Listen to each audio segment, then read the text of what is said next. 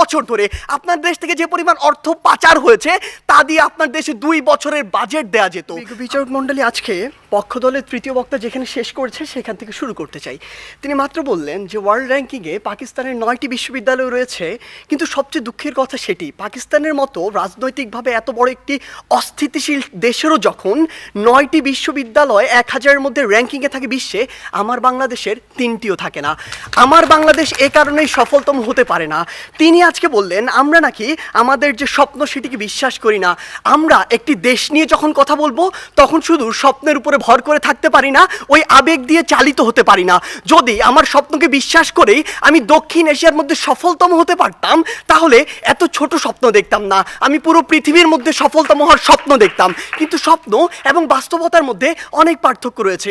আজকে তাদের 3 বক্তা যে তথ্যগুলো দিয়ে গেলেন তাদের তথ্য অনুযায়ী 1971 থেকে আজকে 2022 সালে এসে বাংলাদেশ প্রত্যেকটি ক্ষেত্রে উন্নত হয়েছে। হ্যাঁ, আমরা বিশ্বাস করি উন্নত হয়েছে, কিন্তু দক্ষিণ এশিয়ার অন্যান্য দেশ কিংবা পৃথিবীর অন্যান্য দেশ কি বসে রয়েছে?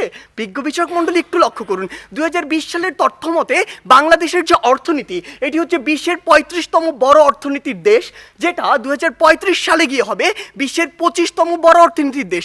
বাংলাদেশের উন্নতি হচ্ছে, হবে। আপনি যদি ভারতের দিকে তাকান, ভারত বর্তমানে বিশ্বের 7ম বড় অর্থনীতির দেশ, 2035 সালে গিয়ে ভারত হবে বিশ্বের 3য় বড় অর্থনীতির দেশ।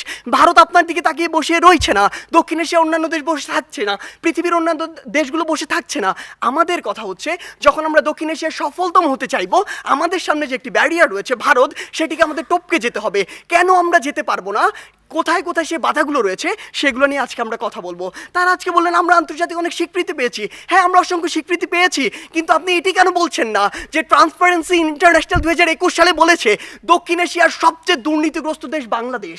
তারা বলেছে অন্তত আফগানিস্তানের পিছনে বাংলাদেশ রয়েছে, নেপাল, ভুটান এদের চেয়েও বাংলাদেশ বেশি দুর্নীতিগ্রস্ত দেশ। আপনি কেন এটি বলছেন না? বিগত আমাদের সমস্যাগুলো এই জায়গায়। আপনি শিক্ষা নিয়ে কথা বলছেন, বাংলাদেশের শিক্ষা খাত যদি লক্ষ্য করুন, পৃথিবীর কোনো মধ্যম আয়ের দেশ, স্বল্পোন্নত দেশ কিংবা উন্নত দেশে জিডিপির মাত্র 2% শিক্ষা খাতে বরাদ্দ দেওয়া হয় না, বাংলাদেশে মাত্র 2% দেওয়া হয়। শুনে অবাক হবেন, এই 2%-এর অধিকাংশই চলে যায় আমাদের ওই শিক্ষক, কর্মকর্তা, কর্মচারীদের বেতন দিতে। আপনি যদি লক্ষ্য করুন যে আজকে কেন ভারত আপনার চেয়ে এগিয়ে থাকবে, আজকে এই পজিশন দাঁড়িয়ে পৃথিবীর যত মাল্টিন্যাশনাল কোম্পানি রয়েছে তাদের যদি একটি তালিকা করেন, সেরা 10টির অন্তত 9টিই পাবেন যেখানে ভারতের যারা রয়েছে তারা সিইও, কিন্তু বাংলাদেশের একটিও পাননি, আগামী 10 বছরেও পাবেন না। এই ক্ষেত্রে গুরুত্বপূর্ণ কিছু কথা রয়েছে যেগুলো আপনারা উপেক্ষা করে যাচ্ছেন।